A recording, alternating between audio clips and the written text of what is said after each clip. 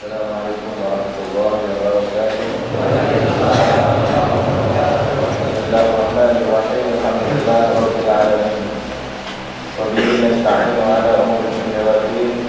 Wassalatu wassalamu ala asyrafil anbiya'i wal mursalin. Sayyidina Maulana Muhammadin wa ala alihi wa ashabihi wa man tabi'ahu ila yaumil din, amma ba'd. Syukurul qalb hadratul kursi. كيف يطمع أن يدخل حضرة الله وهو لم يتصرف من جنابة غفلته. الحضرة هي حضور القلب مع الرب، وهي على ثلاثة أقسام: حضرة القلوب، وحضرة الأرواح، وحضرة الأسرار. وحضرة القلوب للسائلين، وحضرة الأرواح للمستشرفين، وحضرة الأسرار للمتمكنين. أو تكون حضرة القلوب لأهل المراقبة، وحضرة الأرواح لأهل المشاهدة، وحضرة الأسرار لأهل المكاملة. وسر ذلك أن الروح ما دامت تتقلب بين الغفلة والحضرة كانت في حضرة القلوب، وإذا استراحت للوصال سميت روحا وكانت في حضرة الأرواح. وإذا تمكنت وتصفت وصارت سرا من أسرار الله تعالى سميت سرا، وكانت في حضرة الأسرار. والله سبحانه وتعالى أعلم.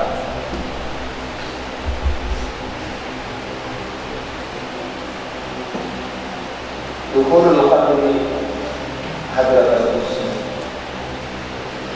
kehadiran hati di hadirat Allah yang maha suci. Kaifa yatma'u an yadkhula hadrat Allah? Bagaimana seseorang berharap untuk masuk ke hadrat Allah Subhanahu wa taala wa huwa lam yatatahhar, sementara orang tersebut tidak mau menyucikan min janabati ghaflati, dari janabat ghaflah atau kelalaian.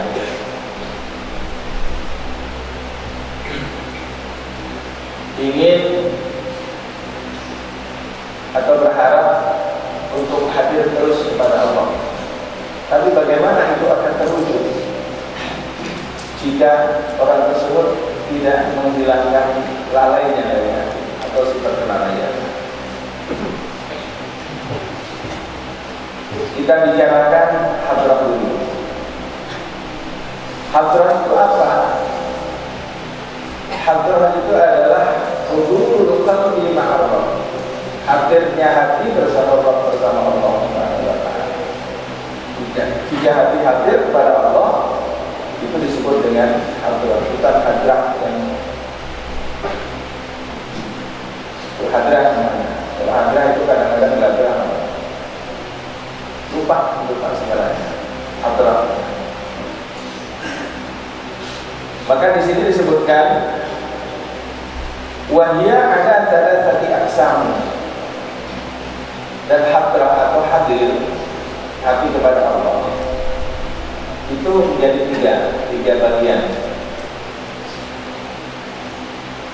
Yang pertama hadratul arwah, kedua hadratul asrar, pertama hadratul qulub, kemudian hadratul arwah, ketiga hadratul asrar. Apa sih sebenarnya, kalau kita mau bicara apa sih sebenarnya qulub atau hati, apa sebenarnya arwah, dan apa sebenarnya asrar? Apa sebenarnya? An-nafsa wal aqla wal ruha Wasir syai'un wahid.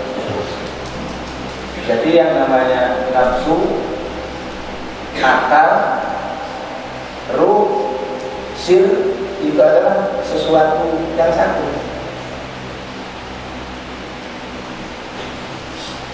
Kok bisa namanya berbeda-beda? Kok bisa namanya berbeda-beda? Contoh lagi ya, supaya gampang kita pakai contoh. Air, tidak air putih. Ketika dikasih teh, ada gula, orang bilang apa? Minum apa? Padahal yang diminum kan air. Air juga namanya. Dikasih kopi, minum. Orang bisa kan minum kopi? Ada nggak orang bilang, ayo minum air? Bapak mau minum apa? Teh atau kopi? Biasanya kan jawabnya teh atau kopi. Kapan antum pernah minum kopi? Kapan? Yang suka minum kopi siapa? Coba. Ingin tahu yang suka minum kopi? Belum pernah kan antum minum kopi? Yang suka minum teh juga belum pernah minum teh. Yang diminum air. Air yang dikasih kopi, air yang dikasih teh, air yang dikasih susu. Jadinya minum teh, minum kopi, minum susu. Padahal itu juga. Kenapa kok namanya berbeda? Karena yang masuk berbeda. Gitu loh. Sama sesuatu yang satu tadi. Satu benda yang di dalam tubuh manusia, apabila yang ada di dalamnya itu syahwat, maka dinamakan nafsu. Kalau yang ada di dalamnya syahwat, namanya nafsu. Jadi kalau ditanya, roh itu yang mana? Ya nafsu. Nafsu yang mana? Ya roh itu. Roh yang mana? Ya sir itu. Sebenarnya sama aja sih, bedanya cuma satu. Barangnya satu. Berbeda itu karena sesuatu yang masuk ke dalamnya. Jadi kalau yang masuk itu nafsu, ya nafsu syahwat atau keinginan namanya nafsu.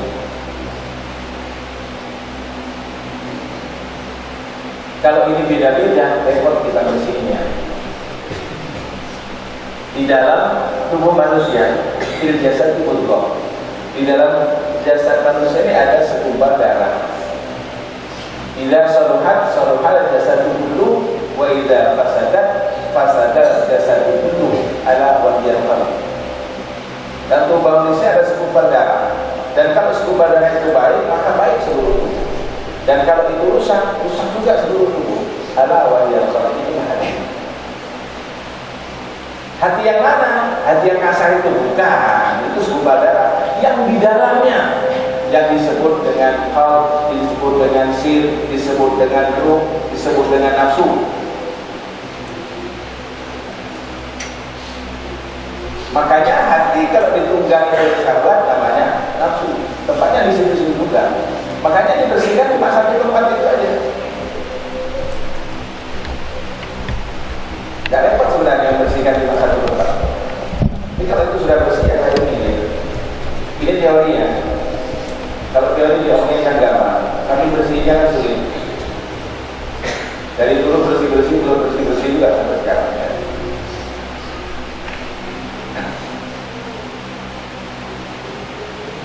Tuh ya. Dan kalau apa yang menempat di dalamnya adalah hukum-hukum syariat atau syariat yang dibawa oleh baginda Rasul Sallallahu Alaihi Wasallam, yang dipikirkan setiap hari mulai bangun tidur dan pikir sholat dulu. Dan mau wudhu, sholat dulu, sholat tahajud, sholat sunnah ya, sholat pikir. Nunggu waktu subuh tiba, pikir untuk sholat subuh. Setiap menit sampai zuhur, asar, maghrib, baca Quran dan sebagainya. Itu kan syariat. Syariat. Kalau yang ada di benak kita itu disebut anak syariat yang diajarkan oleh baginda Rasul sallallahu alaihi wasallam, berarti itu namanya akal. Maka dari itu yang namanya nafsu tidak menurut. Mailun nafsi ila ma yukhalifu syar'an. Yang namanya nafsu itu kecenderungannya kepada hal-hal yang menyalahi syariat. Banyak menyalahi syariat itu maunya nafsu. Tapi kalau nafsu maunya patuh dengan syariat. Sholat ya. Begitu dengar azan Allah Akbar udah tahu syariat. Akal kita datang sampai waktu sholat zuhur, sampai waktu sholat asar. Terus segera melaksanakan. Namanya nafsu, tahu juga itu waktu, tapi tak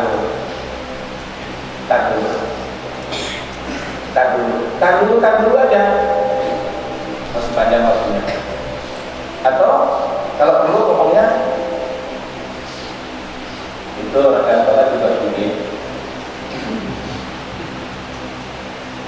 Itu gak sholat sugi, yang sholat tiap hari larang ya, gara-gara sholat ini. Nafsu. Mau baca Al-Quran, Al-Qurannya ada, di kamar disiapkan menyiapkan besar, tapi gak kelihatan oleh nafsu. Nafsu itu buta ya. Kebaikan gak lihatnya, ya seperti itu nafsu. Berbeda akal sesuai dengan syariat. Tapi hati-hati juga, kadang-kadang nafsu itu juga numpang pada syariat. Numpang pada syariat, maksudnya numpang pada syariat bagaimana? Ada yang dibawa punya sholat, aku jadi imam, misalnya, aku jadi imam. Ingat, setan yang kita punya nafsu mulai masuk ke dalam nafsu. Akbar, masih banget lagi. Oke. Alhamdulillahi Rabbil Alamin, Ar-Rahmanir Rahim, sampai ghairil maghdubi 'alaihim waladdallin. Amin semua. Mulai mengharap. Mantap. Ini nafsu numpang pada syariat. Hati-hati. Kenapa? Gak dibersihkan.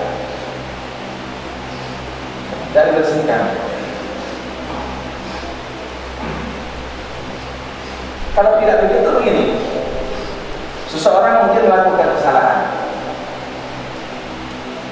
Sebenarnya dirinya tahu kalau itu salah. Dirinya tahu kalau itu tidak benar. Bisa ngomongin orang. Tahu ngomongin orang ya? Apa? Riba. Mengunyah orang. Ngerasani. Ya, memandir orang. Padahal tahu kalau itu satu hal yang salah. Ngerti. Akal kita ngerti. Kemudian saat ngomongin orang ditegur oleh teman-teman, jangan ngomongin orang dosa. Apa? Lihat, saya kau paling suci Anda. Walaupun tidak ngomong, cuma di dalam hati, kotor sudah hatinya. Seharusnya apa? Saat ditegur, alhamdulillah,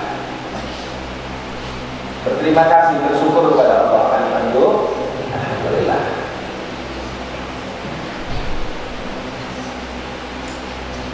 Makanya Buya Mustadi berpesan kemarin, kalau pondokkan anak itu di pesantren yang ada polikomnya. Itu pengujian, itu dihadiri. Pondokkan di pesantren atau di pondok yang ada polikomnya. Kalau saya bilang bukan demikian. Kalau memondokkan anak, cari pondok yang lebih banyak mengajarkan adab daripada ilmu. Kenapa? Inna tasawwuf lahu wal adab. Karena tasawuf itu sebetulnya adalah adab. baik adab sama Allah dan adab sama atas. Tuh, ya diikut jadi kori. Alhamdulillah minasyaitonirrajim. MM-nya itu. Bismillahirrahmanirrahim. Jangan dengerin Allah. Innal munafiqina yukhadi'una Allah wa huwa khadi'uhum. Wow. Makin gede. Wa idza qamu ila sholati qamu kusala. Boleh baca kusala, dia boleh kalau begitu. Wa idza qamu ila sholati qamu kusala.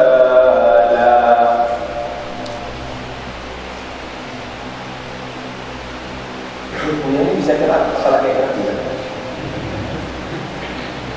Baru ke Bayati, belum sampai ke yang lain ya. Baru Bayati. Ya kalau anak-anak tak bilangin yang belajar seni tilawah, belajar nada tinggi. Di rumah ini kan mau berhibur nih, pulang bisa dipraktekkan. Mama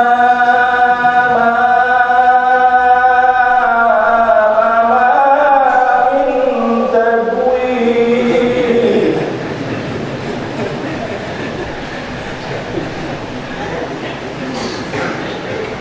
Mama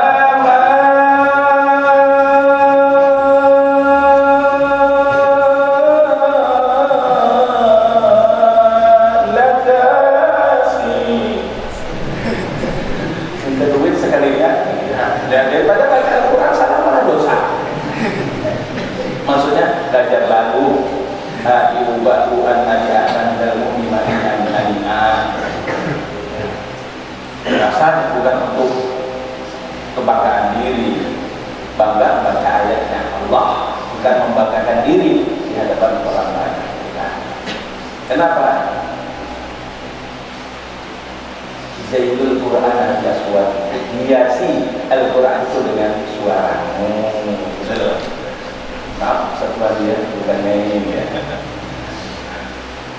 Kalau saya ingat jelas saya kalah. Iya, karena dia ada batang topeng ya, makanya kalah. Ya Allah, terus kumam. Itu apa? Nafsu numpang pada syariat. Masih banyak lagi.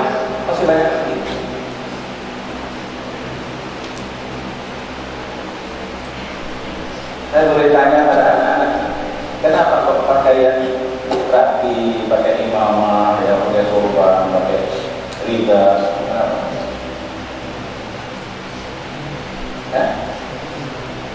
Di samping sunnah, masakan dibagi udah lupa. Memuliakan ilmunya Allah.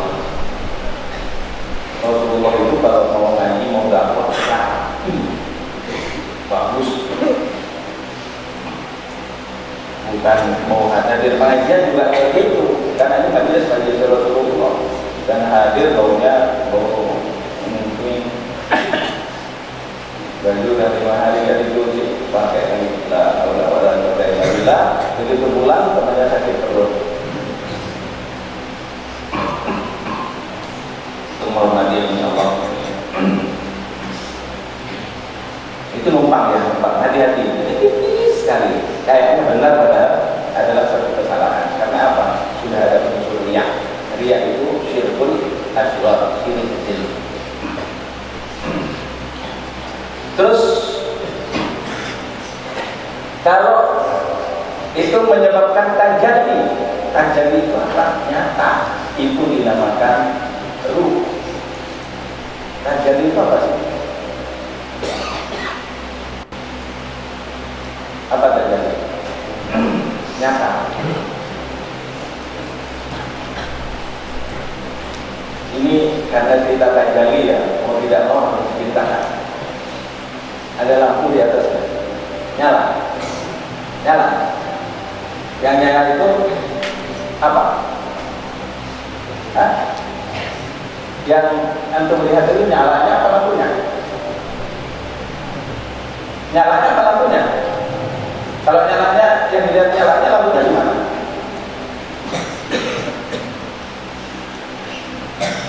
Lampunya di mana? Ayo. Lihat nyalanya, kelihatan lampunya. Lihat lampunya, kelihatan nyalanya. Artinya apa? Nyalanya dari lampu itu tidak terpisah. Ini mikrofon seperti ini.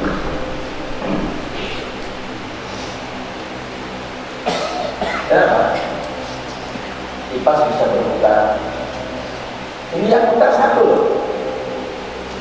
Yang putar ini satu. Yang putar kipas yang ada di sana tuh. Kemudian yang putar kipas di sini itu juga. Yang menyalakan lampu listrik ini itu juga. Yang menghidupi mikrofon yang itu juga. Apa namanya? Setrum. Betul ya? Berarti apa? Nyalanya ini sudah menyatu tajalli pada setrum, pada lampu, karena setrum tadi.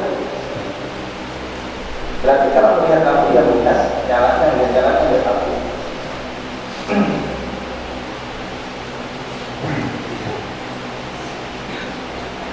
Tajallinya setrum pada kipas angin berputar. Tajallinya setrum pada lampu nyala. Tajallinya setrum pada penggerak suara namanya apa? Hah? Nah, tajallinya ini, tajallinya pada sesuatu yang kelihatan dilihat oleh lahir yang ini, strum yang tajalli itu namanya ruh. Sekarang saya tanya,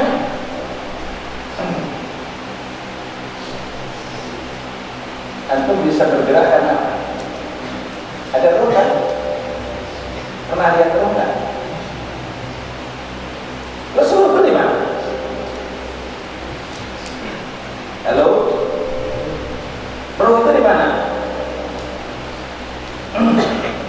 Ini ngajinya orang tua, kita yang tua yang tidak tua. Ruh itu di mana?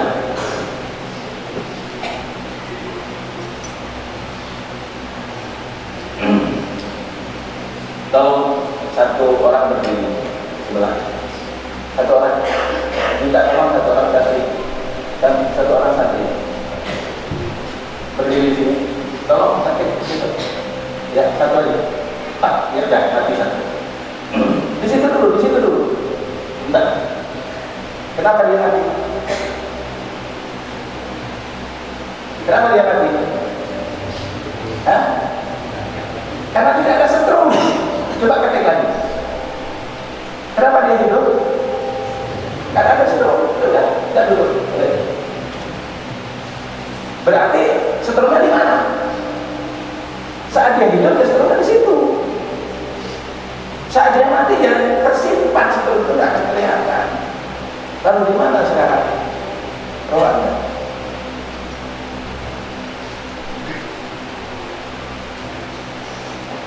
Tangan bisa bergerak, bisa mengepal, ya kan? Ini bisa mengepal, penting. Ini kalau kena sakit tuh, kalau saya kan? Benar loh ini, boleh coba? Saya mau contohkan aja ya. Kenapa saya bisa bergerak? Karena ada roh gimana? Selagi tubuh kita masih bisa kita pegang sampai selai rambut pun, berarti roh ada di situ. Silahkan pisahkan roh apa itu rambut Anda, cabut satu helai, suruh pegang tangan, terasa nggak? karena sudah berpisah dengan ruh. Seandainya roh tidak di seluruh tubuh, kalau ada orang mati, mungkin mati bagian perut, mati bagian kaki, mati bagian enggak, udah mati semua akan terasa. Betul? Betul? Paham? Harus paham ini ya. Jadi biar nggak rugi sampai datang jauh-jauh.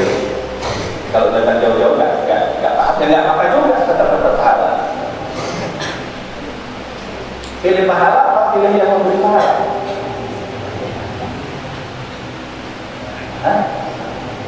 Pilih pahala apa yang memberi pahala? Susahnya jawab. Pilih surga apa yang punya surga? Kalau ketemu yang punya surga tapi tidak dimasukkan surga gimana?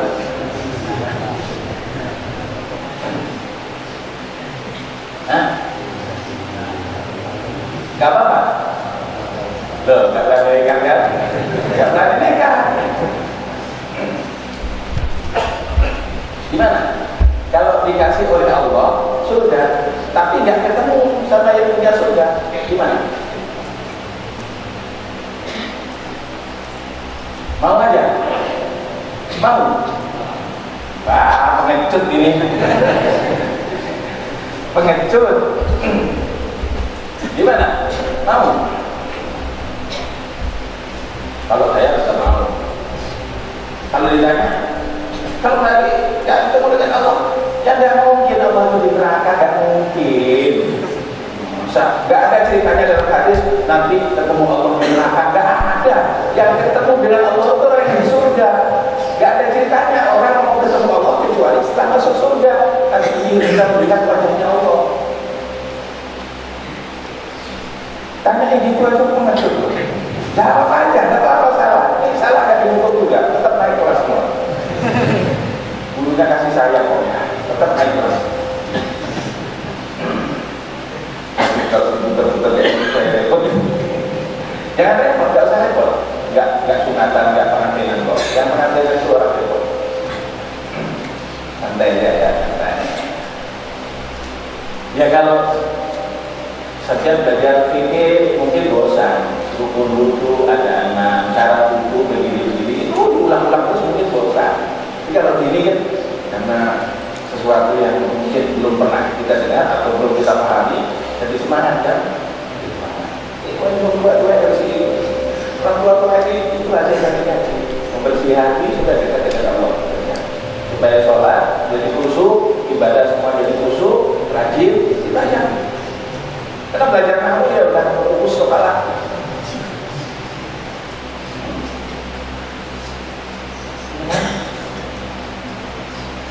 Apalagi belajar tasrif, lalu belajar sorot itu aja udah suruh tasrif lugawi fa'ala fa'alu kepalaku ngeluh katanya gitu. Ya Allah, ya kan? Fa'ala fa'alu fa'ala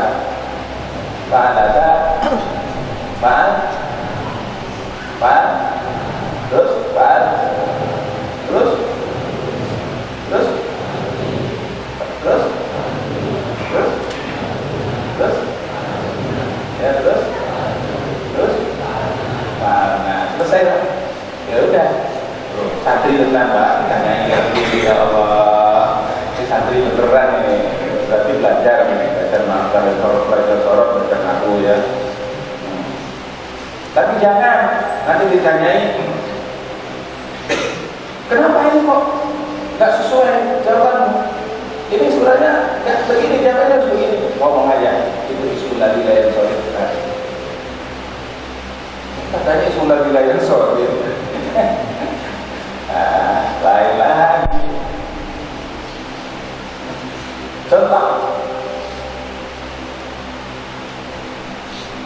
apa itu hafidul khafat, khafat. Apa pengalaman huruf khafat itu? Ada satu kalimat di depannya ada huruf khafat harus dibaca kasroh, ya kan? Ya. Tapi kok ada masjid datangnya. Apa? Marartu bi masajid. Loh kok makanya kalau salah ngomong bismillahirrahmanirrahim. Tak sama dengan yang lain. Al-Akali ya, dulunya lebih akali. Kamu itu yang bismillahirrahmanirrahim. Tenang, bisa menghitung. Berbanyak orang yang dianggap oleh diri dengan bismillahirrahmanirrahim. Nah, terusin. Lalu hakikat. Kalau yang memang di dalamnya hakikat itu disebut dengan sir. Dan hakikat ini tidak bisa diceritakan. Yang bisa diceritakan itu sifatnya, perbuatannya atau apanya, namanya itu bisa diceritakan. Tapi tentang hakikat tidak bisa diceritakan. Bagaimana kita menceritakan hakikat? Contoh, ambil seseorang aja, Pak Adis saja, Pak Kiai. Hakikatnya Pak Adis itu seperti apa sih? Yang kita lihat kan bentuk beliau, kemudian sifat beliau, ya, lalu nama beliau dan sebagainya. Hakikatnya yang tahu siapa? Yang beliau sendiri. Aku ini sebenarnya siapa? Apalagi hakikatnya Allah Ta'ala. Kita mau cari-cari bicara tentang hakikat. Kalau bicara tentang hakikat Allah Subhanahu wa Ta'ala, Allah Subhanahu wa Ta'ala itu tidak bermisi, tidak berjasa. Awal tak bermulahan, akhir tak berkesudahan. Tuh. Bingung kan? Bingung. Makanya laisa kamitslihi syai'un, dan itu nggak usah dicari. Makanya Rasul mengatakan tafakkaru fi khalqillah wa la tafakkaru billah. Pikirkan tentang makhluk Allah, tapi jangan kau pikirkan tentang Allah, tentang hakikat Allah. Yang tahu hakikat itu siapa? Sir yang ada dalam diri kita. Nah, kembali ke setrum. Ada yang tahu hakikat setrum? Mungkin ada yang pinter pasang instalasi listrik, kan ngerti dulu ya, plus dan sebagainya. Tapi ngerti nggak hakikat itu? Saya yakin walaupun instalasi nggak ngerti ya hakikat. Kita ngerti hakikat setrum itu kalau sudah kesetrum. Betul tidak? Pernah kesetrum? Pernah. Gimana rasanya? Menjunjung gitu. Menjunjung lah. Cucuk gitu. Kayak orang mungkin aja menjunjung. Ada kata baru terasa. Oh, ini berarti ada setrum. Kita tahu hakikatnya di sini ada setrum. Yang tidak pernah setrum dia tidak pernah ngerti itu hakikat setrum. Tidak pernah ngerti. Kalau ingin tahu,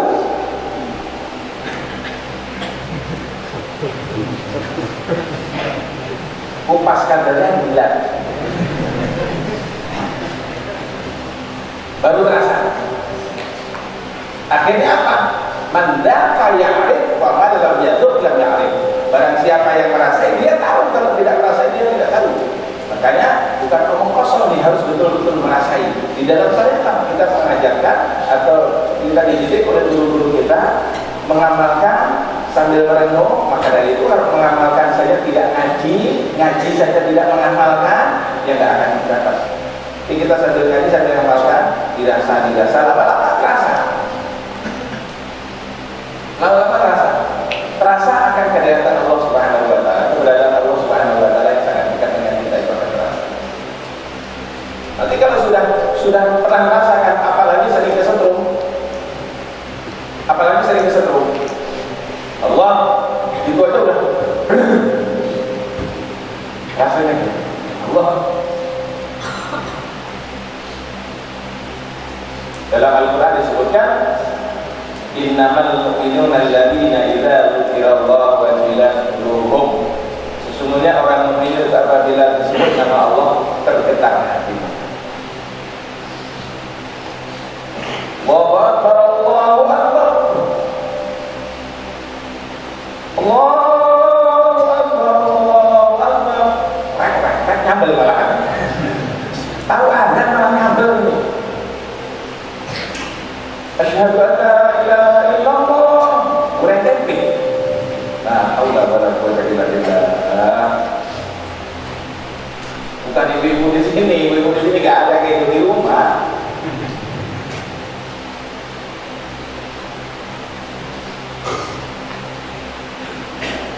Terusnya nggak ada, nggak terasa. Kenapa? Belum pernah merasakan. Makin kita pegang setrum, makin tak terasa tenggelam kita dalam setrum. Jadilah kita setrum. Habis. Panas. Tenggelam kita di dalam. Mati kan kita. Hilang, artinya apa? Hilang di dalam setrum. Begitu juga kalau kita berzikir kepada Allah, lama-lama kita akan ditelan oleh kekuasaan Allah Subhanahu wa taala. Itu namanya kana billah. Kalau muncul lagi namanya barakah. Mungkin antum sudah baca, kalau begitu sudah diulang ya. Kan banyak ikhwan yang baru yang belum. Kita ini bagaikan botol yang dilemparkan di laut, ya kan? Sudah baca antum tadi pagi loh, baru baca. Apa kemarin? Saya lupa kan? Kalau aku tulis itu lupa. Lagi, ya. Hilang laut. Kadang-kadang botol ini tenggelam seolah-olah hilang, ya ada botol itu. Padahal botol itu masih ada. Namun satu saat timbul lagi, tenggelam lagi, timbul lagi. Nah kita diusul oleh Allah seperti itu, timbul tenggelam, supaya apa? Supaya kita sampai ke permukaan mendapat kemuliaan di sisi Allah Subhanahu wa taala. Botol kosong. Tapi kalau nggak kosong, mungkin tenggelam. Makanya dikosongin dulu. Kalau kata Imam Ghazali, takhali baru tahali. Takhali kosongkan hati dari selain Allah. Ya. Kemudian tahali isi hati dengan Allah, baru tajali nanti nyata betul Allah itu berkata.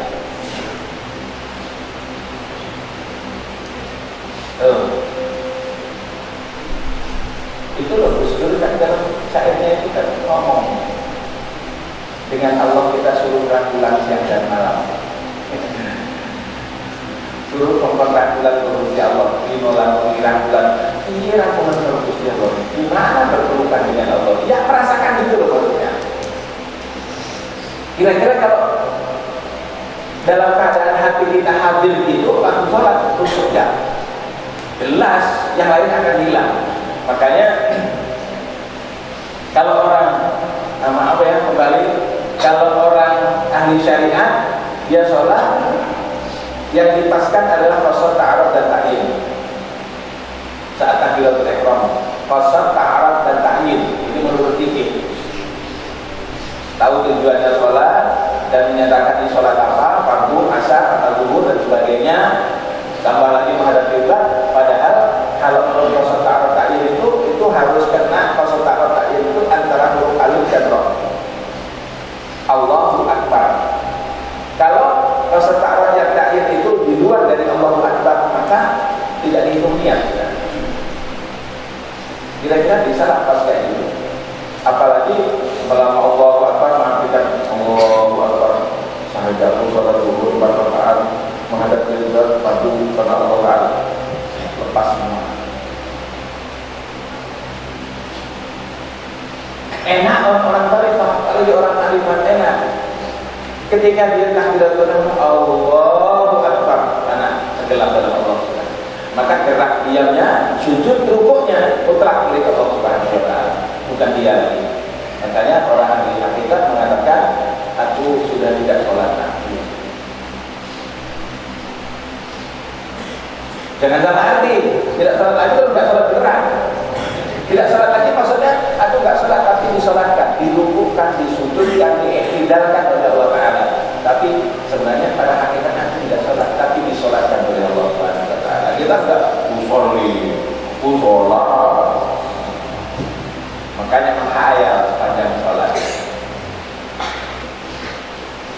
segi bahasa ya.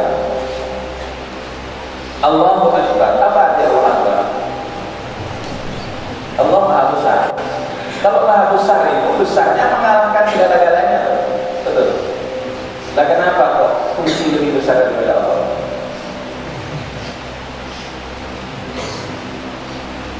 Nyari kunci kendaraan dan tidak ketemu. Di mana dong kunci kendaraan ini? Jangan-jangan anak-anak ini kan. Itu Allahu Akbar. Ya, tadi aku taruh di dekat lemari. Baru ingat, berarti kunci lebih besar daripada Allah Ta'ala. Sudah tahu kunci buatan manusia untuk surga. Dia telur. Jangan. Ya. Iya ya. Makanya saat Allah Akbar bilang Allah Maha Besar. Sesuatu yang besar, Maha Besar akan menutupi segala-galanya. Padahal kemahabesaran Allah itu mengalahkan segala yang ada. Alam semesta ini kecil di hadapan Allah Subhanahu wa Ta'ala.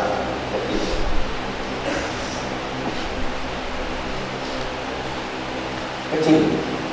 Tidak ada nilainya apa-apa.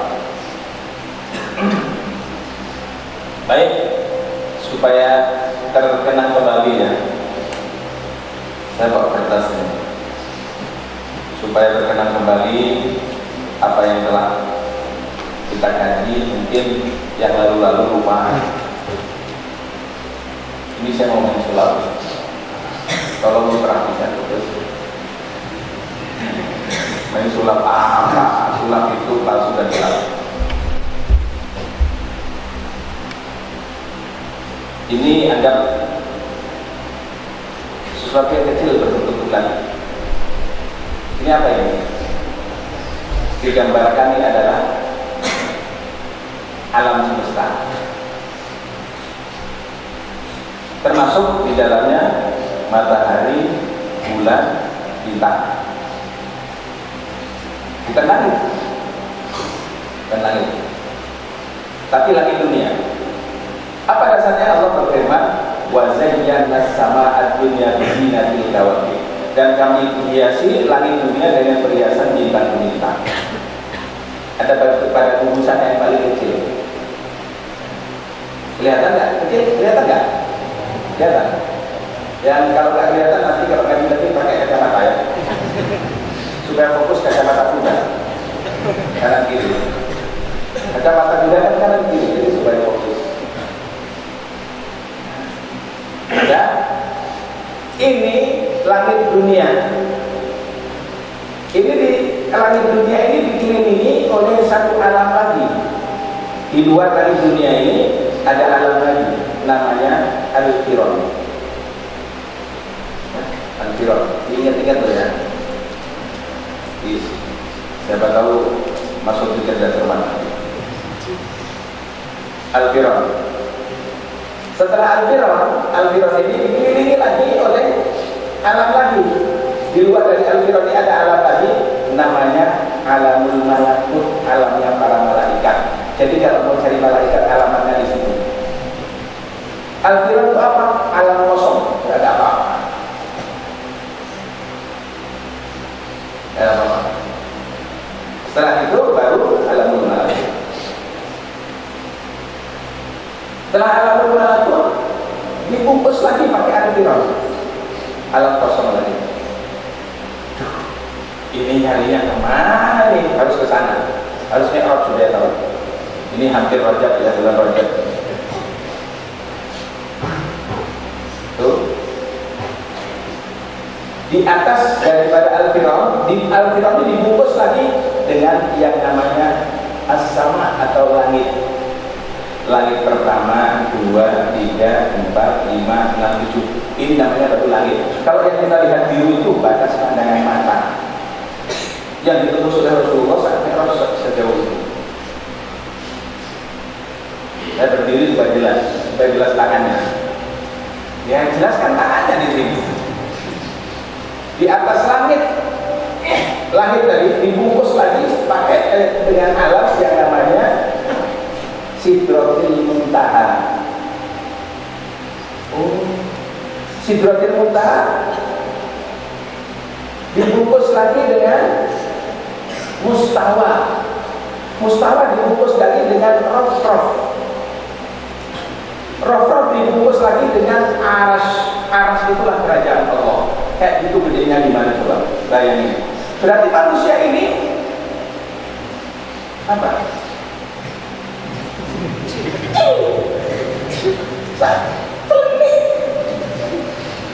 Kenapa sombong? Kalau kecil ngapain sombong? Yang disombongkan apa? Alam yang kita tempatkan kecil, apalagi manusia. Yang mau disombongkan apa? Baru dikasih ilmu sedikit sudah sombong. Kita pergi kayak baru dapat bagian sepatu. Ya.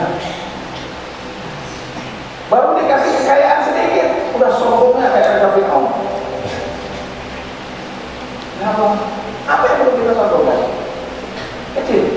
Nah, itu baru kerajaan Allah Ta'ala. Misalnya kayak gitu.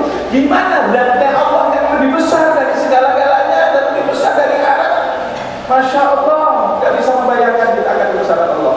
Terus bagaimana kita tidak merasakan kita ini ada berada di dalam kerajaan Allah? Kita dikhusus sampai dalam kerajaan Allah. Kok gak sadar kalau kita ini berada di dalam kerajaan Allah Subhanahu wa Ta'ala? Kalau demikian, kenapa? Kok masih bingung masalah rezeki? Masih bingung masalah makan minum? Kerajaan Allah sangat luas. Asal kita berada merasa saya betul aku berada di dalam kekuasaannya, dalam kerajaan Allah Subhanahu wa Ta'ala. Kita tidak akan pernah bingung. Apalagi cuma mencari sesuap nasi. Jangankan sesuap, sepiring mudah kita cari. Yakin? Yakin dengan kebesaran Allah? Nanti habis ini salat maghrib masih kelihatan selain Allah enggak?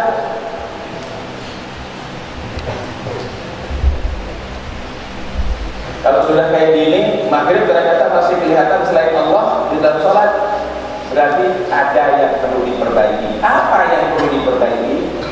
Hati. Ya, makanya tadi dikatakan, kaifa yatma'u ayyadkhula hadratullah wa huwa lam yatatahhar min janabati ghaflatihi. Bagaimana seseorang akan masuk ke hadirat Allah Subhanahu wa Ta'ala sementara dia tidak menyucikan hatinya dari janabah yang namanya ghaflah atau lalai dari kelalaian. Makanya orang-orang arif billah itu, ya, orang-orang arif billah itu sholatnya kalau dibandingkan kita yang tidak arif billah jauh berbeda, mutunya berbeda, nilainya jelas berbeda. Ini gede, besar, satu truk batu gunung dibanding dengan intan cuma segini, sebesar kelereng. Mahal mana? Mahal mana? Ya seperti itu contohnya. Makanya kita belajar itu, yang kita pelajari apa? Kalau saya sering ngomong, buat apa belajar terus? Belajar menata hati. Supaya apa? Supaya hati bisa fokus kepada Allah Subhanahu wa Ta'ala. Enak. Kira-kira, maaf, kalau hati kita sibuk dengan ini, sempat ngurusin aibnya orang lain gak? Gak sempat, udah asik dengan ini, asik, lebih asik dari segala-galanya. Kok masih sempat ngurusin tangganya hidup bareng? Ngapain ngurusin tetangga lain? Sedangkan kita sudah asik dengan Allah Subhanahu wa Ta'ala, disebut dengan asyik maksud. Kalau sudah demikian, yaitu asyikul ilah pada sabrani. Anak-anak kan gitu ya. Siapa biasanya? Oh. Yang sering bawa aja bapak dasar. Ya, amin. Iya, itu lah. Asyikul ilah pada sabrani. Apa sih kepada Allah? Tidak sahabat, tidak sahabat. Ya sahabat dengan segala-galanya. Bukan apa yang lain? Tidak. Pokoknya aku dengan Allah aja. Ini enggak. Mau aja. Insyaallah ada orang. Itu yang kalimat Bismillahirrahmanirrahim itu bisa berdoa bersama Tuhan. Dengan nama Allah, segala yang ada di langit dan bumi tidak akan membahayakan Anda. Itu yang dibaca di dalam Rabbul Hajjat setiap hari. Ya Allah. Ini saya tadi baru ceritakan tentang dulu tentang apa dan sebagainya ya. Baru 3 perkara tadi apa? Hadir. Ada hadratul qulub, hadir hati, ada hadratul arwah, hadir arwah atau ruh, dan ada hadratul asrar. Hadratul qulub lisan ini. Hadirnya hati itu bagi orang-orang yang berjalan menuju kepada Allah. Para salikin. Terus hadratul arwah lil mustasyrifin. Ini hadratul arwah atau hadirnya arwah atau ruh. Ini adalah hadirnya orang-orang mulia. Dan hadratul asrar ini orang-orang yang sudah tenang, sudah menetap hatinya di hadrat Allah Subhanahu wa taala. Mudah-mudahan kita dapat. Atau bahasa lain begini. Hadratul qulub di ahli muraqabah. Hadirnya hati itu bagi ahli muraqabah. Apa muraqabah? Anta budallah ka'annaka tara fa illam takun tara fa innahu yarah. Kau menyembah Allah seolah melihat Allah, kalau kau tidak bisa melihat Allah, kau dilihat oleh Allah. Mengintai, kalau bahasa kita mengintai. Merasa dekat Allah. Saya sambil kalau pikir Allah. Maka kadang-kadang berkata Allah nggak tahan lagi. Allah, nggak kuat lagi itu. Kenapa? Muraqabah. Masa dekat dengan Allah. Saling mengintai.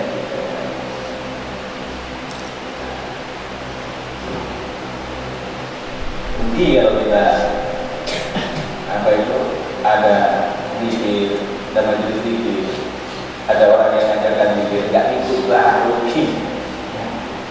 Apalagi anak-anaknya di situ itu bapaknya nggak ikut. Wassalam saja. Nggak apa-apa kata orang tuanya, biar anak saya lebih tinggi makomnya daripada saya. Anaknya pengen orang tuanya makamnya tinggi, begitu mati kuburannya ditinggikan. Bukan demikian. Hadratul arwah li ahli musyahadah. Bagi ahli musyahadah. Musyahadah itu apa? Menyaksikan.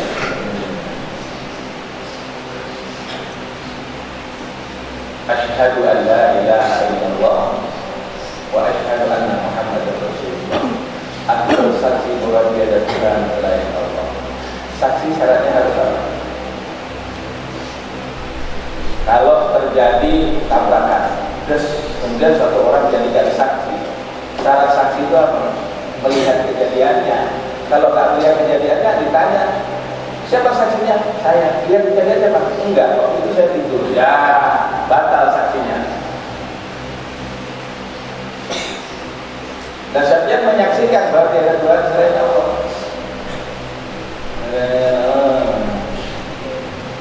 Udah lihat belum? Udah lihat belum?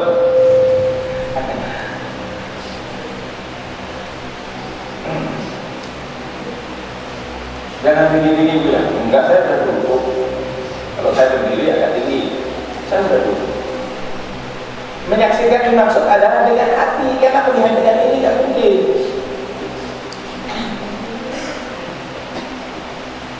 Bagi orang-orang tarifah dan satu saat dia akan sampai fana fi af'alillah, akan melihat bahwa segala sesuatu yang ada di situ ada terjadinya Allah Subhanahu wa taala. Itu dalam masih hidupkan apa? Ada terjadinya Allah. Dan kalau sudah berjumpa lagi berarti Allah tidak terjadi. Kemudian segala sesuatu termasuk binatang. Tapi itu melihat dengan hati, ngomongnya dengan hati. Bukan ngomong pohon itu Allah, bukan.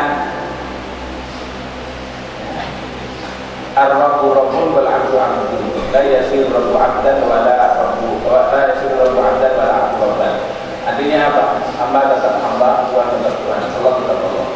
Tidak bisa hamba menjadi Tuhan dan Tuhan menjadi hamba. Tidak. tapi nggak berpisah ya tadi. Nah, nyalanya ternyalanya, alhamdulillah tapi nggak guna ya. Bisa, dirasain gitu loh. Allahu Akbar, Allahu Akbar, mutlak dan gitu. Nanti saya lupa rakaatnya, masya Allah lupa. Kalau yang gerakan Allah, masa Allah lupa? Karena kita merasa geraknya kita itu sering lupa. Kenapa? Orang lupa rakaat karena memikir dunia. Pikiran kalau sana kemari, kalau dua rakaat tiga rakaat tadi ya. Padahal baru tahiyat awal. Kenapa? Pikirannya ke sana kemari. Mikir, aku pulang besok. Bapak menyebut saya. Mikir, waduh, aku belum divaksin ini. Waduh, mikir macam-macam dan lain sebagainya. Akhirnya lupa rakaatnya. Lupa rakaatnya. Tapi kalau besok di hadapan Allah Subhanahu Wa Taala, maka yang menggerakkan Allah. Gak mungkin Allah yang mensyariatkan salat maghrib 3 rakaat kemudian oleh Allah menjadikan 4, itu gak mungkin. Kalau yang menggerakkan Allah gak perkara lupa. Jadi orang lupa itu karena gak khusyuk. Betul atau benar? Pengalaman. Pengalaman kan? Ya pengalaman memang. Jujur aja. Jujur itu enak urusannya. Seandainya di penjara cuma sebentar kan gitu. Wa hadratul asrar di ahli luka. Jadi kalau sudah asrar, hadratul asrar itu pada orang-orang yang ahli kamalah itu sempurna. Jadi orang yang sudah mencapai derajat tinggi di sisi Allah Subhanahu Wa Taala, dia termasuk apa? Khalifatullah fil ardi, yang itu khalifah Allah di muka bumi, dan dia masuk dalam golongan inna awliya Allah la khaufun alaihim wa la hum yahzanun. Sekarang kita coba menerangkan sedikit kembali kita cerita dari yang kecil sampai kebesaran Allah Subhanahu Wa Taala. Kalau lihat kayak gitu, kita yakin bahwa Allah itu maha besar, betul maha besar, bukan lisan kita saja, dan Allah itu meliputi. Allah itu meliputi. Meliputi kan? Ya meliputi, namanya meliputi segala-galanya. Kira-kira kalau kita menyadari hal seperti itu, ada rasa khawatir tidak? Gak ada. Ada rasa takut gak? Gak ada. La khaufun alaihim wa la hum yahzanun, itu gak ada pada dirinya. Kenapa? Karena sudah bersama Allah.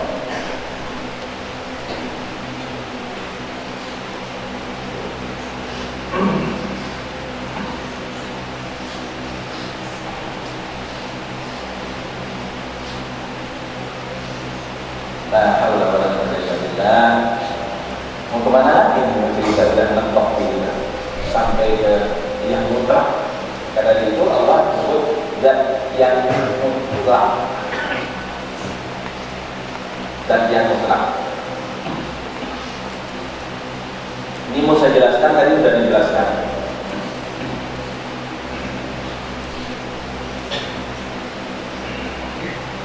Hadratul Qudsiyah. Al-Qudsiyah itu siapa ya Allah? Yang kerjakan kudus dan suci. La yadkhuluha illa al-mutahharun. Tidak akan seseorang masuk kepada hadrat Allah Subhanahu Wa Taala, ke hadratul Qudsiyah, melainkan orang-orang yang menyucikan diri, bukan suci wudu itu. Maka kelalaian itu di dalam kitab ini disebut itu janabatul ghaflah. Jadi orang yang lalai itu bagaikan orang yang sedang junub atau sedang janabat atau berhadas besar ketika lalai kepada Allah.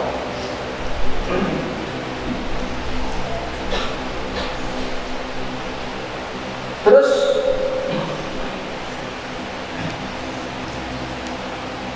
bagaimana kalau maaf orang dalam keadaan berhadas besar?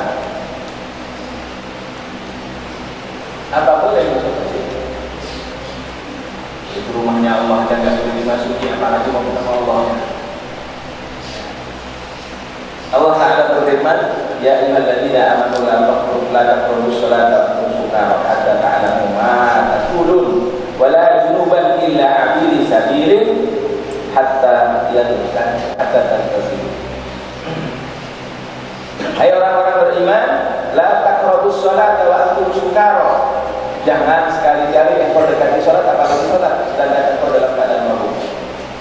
Kalau mabuknya mabuk kita namanya ya.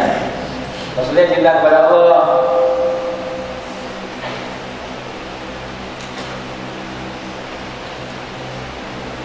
Aku suka.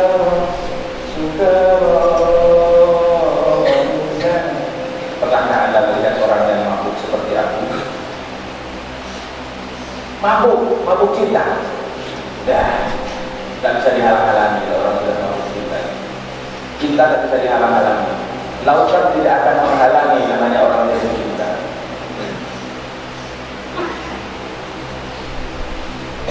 Qais dan Laila, walaupun orang tuanya Laila menghalang-halangi, karena apa? Qais adalah orang biasa, sedangkan Laila anaknya orang bangsawan. Padahal dalam sejarahnya Laila itu tidak cantik, hitam orangnya. Tapi namanya cinta, kalau cinta sudah melekat, apa? Roti manis isi coklat, masa tadi kucing rasa coklat. Kebangetan. Gak bisa dihalang-halangi. Sampai Qais ketika duduk termenung, dia duduk, ketika ditanya, siapa namamu? Laila. Karena di hatinya Laila. Makanya dia memanggil Laila, oh Laila, di tengah usaha mereka berjumpa di antara kemurbanan hingga menutup mata. Begitulah kisah istimewa.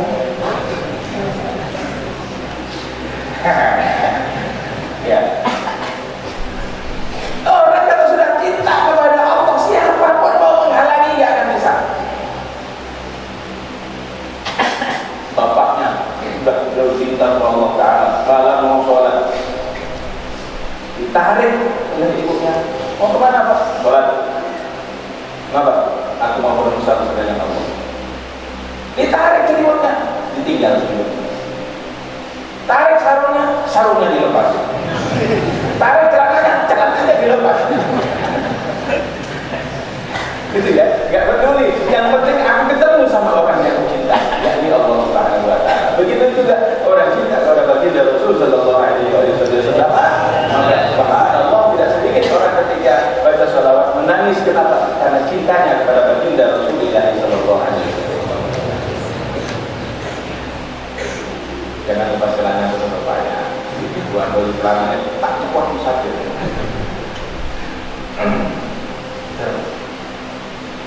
Tidak peduli sudah orang yang mencintai.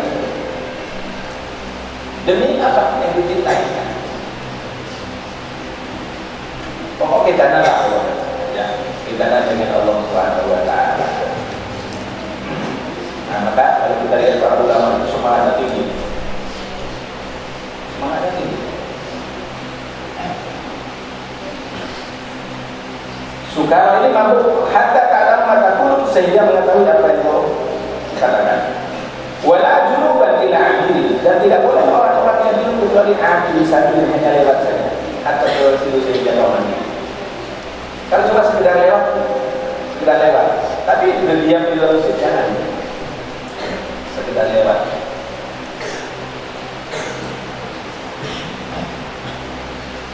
Begitu juga orang yang maaf, dia masih dalam junub atau janabat pada dirinya yang namanya janabatul ghaflah, janabat yang berupa kelalaian.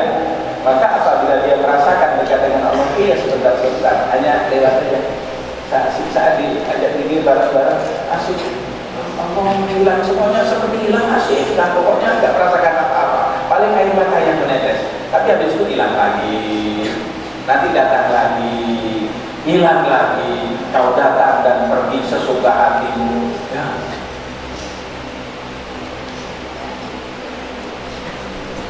Ya Allah, disesali pun nggak bisa. Kenapa? Kita masih dalam kelalaian.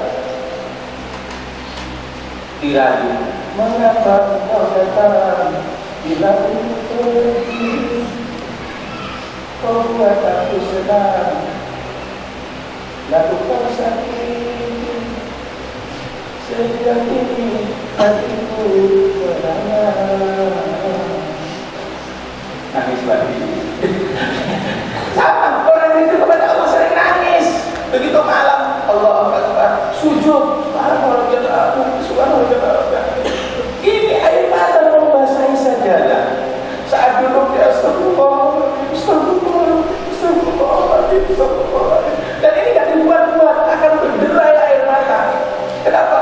Karena rindunya kepada Allah Subhanahu wa Ta'ala yang mencintainya. Maka wahai saudaraku sekalian, apabila ini sudah kita miliki, air mata yang menetes di hamparan sajadah itu akan menjadi saksi di hadapan Allah Subhanahu wa Ta'ala, dan air mata ini yang akan memadamkan api neraka.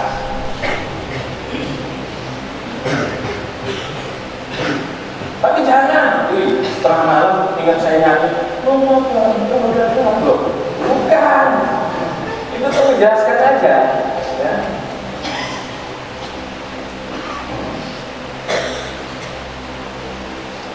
Ya Allah, namanya orang rindu itu udah serba salah.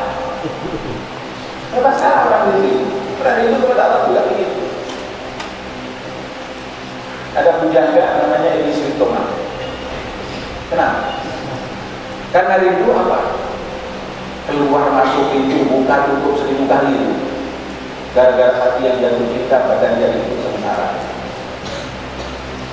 Gara-gara sok mau adu gengsi, akibatnya rindu setengah mati. Kalau nggak percaya, lirik lagunya begitu. Kok apa nyanyian gue? Nyanyian itu lebih mudah daripada hadis dan ayat Al-Quran, betul kan? Al-Kafirun lagi susah. Aku sabatum, tidak selesai. Ya Allah. Ya Allah. Sampingnya semua kita ada dari kalau bahasa walau dulu ya. Wa amma bi nikmati rabbika fahaddithkan. Kesasar banyak, ya. Kesasar banyak. Kalau nyanyian paling gampang. Makanya pakai itu. Aku mau makan, ingat kamu. Aku mau minum, ingat kamu. Aku mau apa?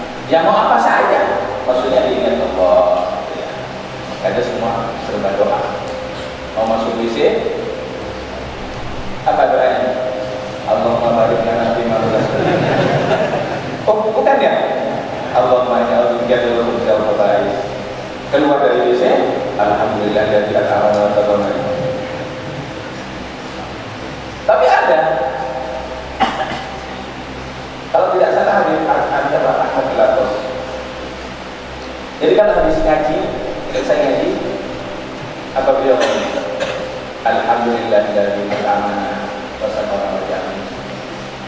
Orang bertanya, loh, Burhan itu doa sesudah makan. Bukankah hati perlu makanan? Perlu makanan. Bukankah ilmu itu adalah makanan hati, makanan jiwa? Dan aku sudah diberi oleh Allah makanan yang itu. Kenapa aku tidak boleh mengucapkan itu? Satu tangan, sambil dengan latar. Masuk WC, Allahumma barik lana fi ma razaqtana wa qina adzabannar. Kalau saya pikir benar.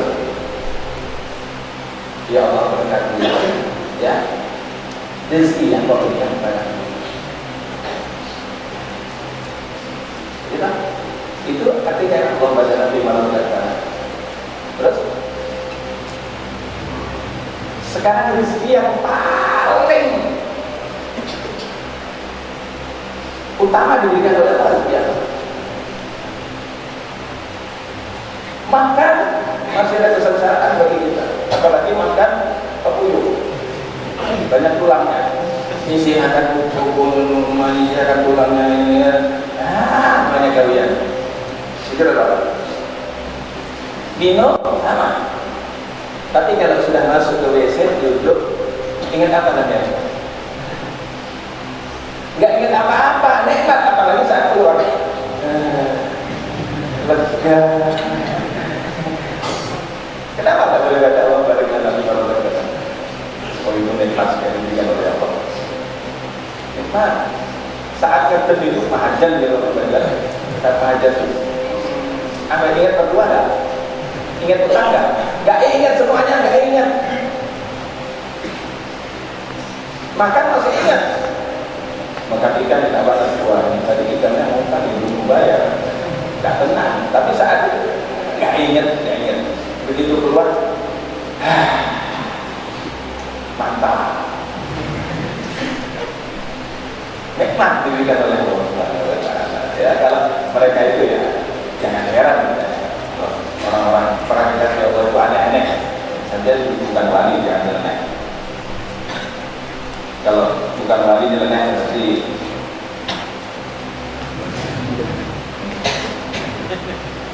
bukan wali nyeleneh berarti letaknya agak piring-piring.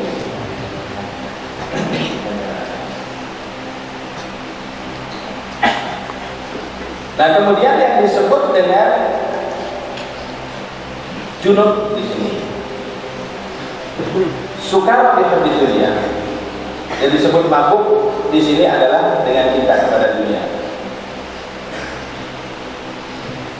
Adapun junub yang disebut sini jima'ul ghaflah.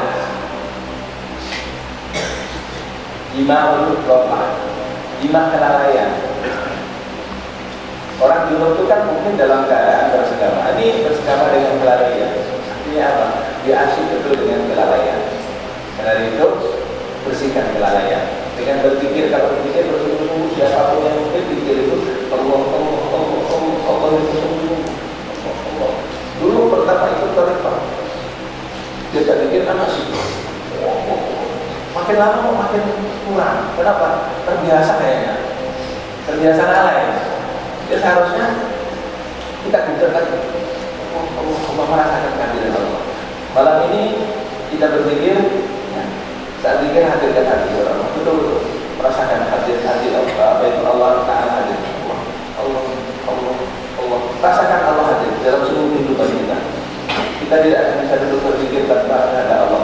Tanpa ada Allah, berarti kehendak Allah ada di situ juga. Kita tidak akan bisa duduk kecuali itu adalah perbuatan Allah, apanya Allah, perbuatannya dan yang berbuat tidak terpisah.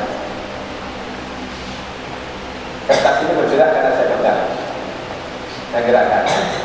Berarti kertas itu di mana? Dia nempel sama saya. Saya di mana? Dia di sini. Kertas di mana? Dia pada saya. Akhirnya apa? Kertas saya lipat, tenggelam sebagai kantong. Yang kelihatan siapa? Saya. Kelihatan nggak kertasnya? Nggak kelihatan. Kalau orang nyebut kertas itu saya juga boleh. Kenapa? Sudah tenggelam di dalam saya. Ya. Terus kayak orang masuk dalam kolam, itu ada tenggelam di dalam kolam. Orang mengatakan itu kolam, boleh nggak? Padahal ada di dalam kolam, lagi dalam. Ada disebut kolam. Maka orang tenggelam dalam Allah Subhanahu Wa Taala. Ya begitulah. Gak enak saya ucapkan ini. Ada anak-anak gak paham nanti malah ada, gak paham malah bingung nanti ya. Ya begitulah. Merasakan kedekatan dengan Allah Subhanahu Wa Taala sangat dekat. Gimana sih? Ini aja. Gimana? Makanya ada orang yang berpikir la ilaha illallah, ada yang Allah, ada guru, ada juga yang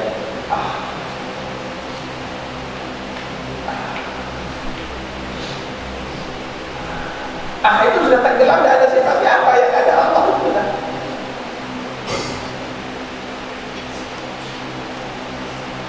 Ini karena nggak ngerti. Ada orang yang mengalami Rasulullah, tidak. Jangan, Pak, jangan Allah itu. Di dalamnya apa di dalam hati? Lah kalau sampean kan beda, masa mau mati mau mati nanti lain lagi tuh, ya lain lagi. Artinya apa? Itu artinya anak al-haq itu sopo. Dan tutup sampai di sini. Dan bermanfaat. Assalamualaikum warahmatullahi wabarakatuh.